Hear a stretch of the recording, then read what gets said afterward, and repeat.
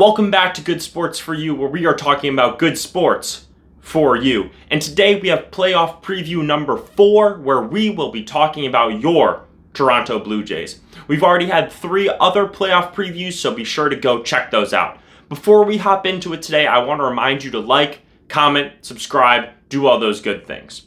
So for the order of operations today, we're going to first talk about how I'm feeling about the team right now. Then we're going to go into the good, the okay, and then the bad. We're going to look at who they have playing the field and the rotation and the bullpen. And then finally, I'm going to give a final conclusion, kind of wrap everything up. So to start off with the good, in terms of their pitching, honestly, they don't have a lot of good. But the one thing that I could find is that they're 7th in K per 9, which is pretty good. They're striking out batters at a good rate. You like to see that, especially in the playoffs. Next, we're going to be looking at their hitting. They're 6th in runs scored, which is very good, obviously one of the top echelon teams, but where they really thrive is their batting average. They are first place in batting average, and they're also first in on-base percentage. So they're hitting the ball a ton. They're getting on base a ton, which you love. Obviously, they're a very good offense, a strong offensive team, and that all comes together in 8th in slugging, which totals out for 4th in OPS. So they are among the upper echelon of teams who can really get it done offensively. And in addition, one of their biggest secrets behind this is they are currently have the least amount of strikeouts hitting-wise among all teams in the MLB, which obviously is huge, especially when you're going to be getting down to it in the playoffs. You're going to be working those tough at-bats, and tough at-bats is honestly what wins ball games. You don't want to be striking out on 3 pitches. You don't want to even be striking out on 4 pitches. You want to work good at bats. You want to get balls in play because 1, that's going to make the defense work way harder, and 2, that's going to wear out this opposing starting pitcher much faster. The games are a lot shorter in the playoffs, so the faster that you can get rid of the other team's ace, the better it'll be. And the Blue Jays, without striking out, getting the ball in play, can do that better than a lot of teams out there. And then, when you look over at the defensive side of the ball, they are 1st in fielding runs valued, and they're 8th in outs above average. They have an absolutely stellar defense, especially when you're looking at the outfield. They have Dalton Varsho over in center, who's a Gold Glove caliber player. They have Miles Straw also in the outfield, who's also a Gold Glove caliber player. In the infield, you have Andres Gimenez, who's one of the best defenders of our generation, if we're being 100% honest. So the fielding is exceptional, which is really important because their pitching as a whole is kind of mediocre, which we're going to talk about next when we're looking at things that are just okay about the team. This Blue Jays team has a lot of things that they're okay at. They don't have a ton of things that they're super great at, and they don't have a ton of things that they're particularly poor at either. They got a lot of things that they're just kind of chilling in the middle, and a lot of that comes down to their pitching staff. They are currently 16th in walks per 9, 11th in strikeouts to walks, 12th in opponent batting average, 19th in team ERA, 16th in whip. So when you look at that as a whole, you're just kind of sitting there like, okay, fine. Obviously, you don't love that for a playoff team at all. I mean, however you slice it, you want your pitching to be better. And for me specifically, I would rather have a good pitching rotation than a good lineup, because to me, a pitching rotation and a quality bullpen just feels more of a sure thing. It feels like a much better floor to build off of, because lineups can get hot and then they can get cold, whereas if you have a good pitching rotation, you're probably going to have good pitching rotation the whole entire time. That's just kind of the way that it is. Obviously, there are going to be some ebbs and some flows or whatever. But, if you say, okay, well, one guy isn't doing great, okay, we only need to pitch him 1 out of every 5 days, which can give you a chance to win. But when we talk about the lineups and the rotation and stuff like that, there are some major concerns behind this rotation, which is particularly stressing me out for this team. And then offensively, they're 13th in walks and they're 14th in home runs. I don't love those stats at all, personally. I know that they're in the okay column, but you don't love that. We talked about this with the Brewers. Teams that hit more home runs are way more likely to make it to the World Series. And 14th does not bode well for that at all. And 13th in walks also I do not love. Good teams find ways to get on base easily, and one way to demoralize a pitching staff is to get walks. Taking those close calls, you want to get on base in any way possible, and walks is the most efficient way to do that. If you can just, jog over to first base, you don't have to worry about the opposing defense being good. It is only a contest between you, the pitcher, and also, I guess, the catcher who's making the calls, right?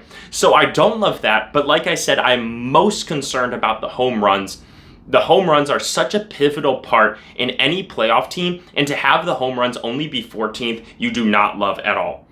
Next, we're going to be looking at things that the Blue Jays do not excel at all. And like I said when I was talking about the OK section, honestly, this isn't a ton, but the things that they are there are extremely important. First, they are 28th in stolen bases and that they're 23rd in base running runs. I've talked about this in my previous videos. That is awful. It is unacceptable for a playoff team to perform that poorly on the bases. That is where you win the games, in the margins. You're taking the extra base. You're taking advantage of the catcher. You're taking advantage of the pitcher. You want to get those extra bases, and if the Blue Jays aren't doing that, and in addition, if they aren't hitting a ton of home runs, I do not see a path for them forward. They need to be stealing bases at a higher rate. Obviously, do it safely, but you got to be doing better than that. Stolen bases are so pivotal. That's how you win ball games. Taking the extra base, finding a way to extend that single into a double. And then once you're there, putting the pressure on the pitcher. If the pitcher knows that you're not going to steal, it makes their job way easier. They don't have to slide step. They don't have to do anything that they wouldn't do, because if they say, well, he's at first base, I know that he's not threatening to take a base, I don't have to worry about him at all. That's not good. You want the pitcher to be concerned. You want your pitcher to be nervous, because then they have to pitch their fastball because they're like, we need to get the ball to the plate faster. And then your hitter is going to take advantage of that. If you cannot do that, I do not like that at all for that team. And then the other thing that is dreadful about the team is that they are 6th in home runs allowed. Absolutely unacceptable. Giving up that many home runs in the playoffs, that's not going to fly. You're going to be facing the Yankees, who have Aaron Judge, who is hitting so many home runs. You're going to be facing Cal Raleigh, who has 60 home runs. Absolutely unacceptable. And the Blue Jays need to do better than that. So those are those 3 things that are really, really concerning about the Blue Jays team that can definitely hit into them. When looking at the lineup, obviously they have a very potent lineup. I mean, you're 1st in batting average, you're 4th in OPS, so let's break it down a little bit. At the catching position, you have Alejandro Kirk. He was an all-star this year. He's a super fun player. How can you not love him? At first base, you have Vlad Guerrero Jr. You love him. He's so good. He's such a quality player. I mean, he has been solid for them this whole entire time since he's been called up. He's the son of a Hall of Famer. At first base, you just love that. He's kind of like that pillar for them, I feel like, right now. Not really too hot, not really too cold. He's just kind of that just right where he's consistent. He's going to get the job done. He's probably going to get MVP votes this year. You love him as a player. And then over at second base, you got Andres Gimenez and you have Ernie Clement. Interesting pairing there. Andres Gimenez has one of the best defensive resumes you're ever going to see. Gold glove, platinum glove, WAR totals that are kind of out of this world considering his offensive production. This season, the defense is still solid, but the bat is not good. Ernie Clement, he can play a little bit of everywhere, which you love, and the bat is way better. So second base, I mean, you got a defensive wizard, and then you got a guy who's also good at defense, but also has a bat to him. Over at third base, you have Addison Barger, and you also have Ernie Clement. Again, third base, it's a position where they're solid at. They may not be names that you look at and they jump off the page like a Vlad Jr. or George Springer or even like a Bo Bichette, but when you dig down in it, they've both been very solid for this team, which is just added to this potent lineup. Over at shortstop, you have Bo Bichette. Bo Bichette has been very good this year. He's always been very good. He's a talented player. However, he did just get hurt. He just got placed on the injured list, and he is going to be out for the wild card series. So today, they're playing the Tampa Bay Rays. It's a must-win game for them if they don't want to play in the wild card series. And if you're not in the wild card series, then you have a chance to get Bo Bichette back for the ALDS because their manager basically already said that there's no way that he's coming back for the wild card series. So this game has gone from yeah, we'd really like to win it, we'd like to get that bye, to oh, we really need to get this bye. And then the outfield is like, I was looking at it, I was like, wow, what is going on? Left field, they've had a ton of players play. Center field, as a whole, this season, they've had 11 players play the outfield at least one game defensively. So it's just been a little bit all over the place. But in left field, you have Nathan Lukes, Miles Straw, Davis Schneider. All, like, it's similar to a lot of players on this team. They're not, like, jumping off the page, but then you look at it, you're like, wow, this is a very solid team. They're all pretty quality defenders. They're all decent bats, which you love. In center field, you have Dalton Varsho, he was injured early on in the season, but now he's been back. Dalton Varsho, what an interesting guy. went to UW Milwaukee. Shout out the Panthers. I'm from Milwaukee myself. But regardless, Dalton Varsho, he was a catcher outfielder at the beginning of his career. He has a quality bat, but he's one of the best center field defenders that we have in the game today. He won a Gold Glove. And he's been offensively, he's been so solid this year. However, he was hurt for a large portion of the year, so you're looking at the number totals and you're not loving it, but you look at the rate stats and he's been very, very good. And like I said, he's an extreme plus defender, which has been awesome. Myles Straw was also filling in there at center field for him for a while. So like I said, the thing about this outfield, it's just kind of like a next man up mentality. And that shows also again in right field where you have Nathan Lukes again, Addison Barger, and also George Springer has been getting reps out there too. And yeah, so this outfield as a whole is really just like a next man up, like, hey, if you're out, I'm ready for you. Oh, I've been having a really good game. You know, like, I want to go in now. It's been really consistent, which you really love in this team. It shows that there aren't a ton of weak spots in this lineup, and it shows that guys are willing to take a back seat and still perform well, because I think one of the toughest things to do in baseball is to take a back seat and then just be ready to go for the next day and be ready to play when you're having that inconsistent playing time. But the Blue Jays have been able to manage it extremely well. Over at DH, you primarily have George Springer, who's having probably his best season ever, and at least his best second half ever. He's been on an absolute tear. He has a OPS that's approaching 1.1 in the second half of the season. That's absolutely unbelievable. And also you have Anthony Santander, who they got as a free agent acquisition, and he's been an absolute bust. He's been hurt sometimes this season, but when he's been played, he's been dreadful, which extremely hurts this team, especially if you were looking to make a big move over at the free agent market.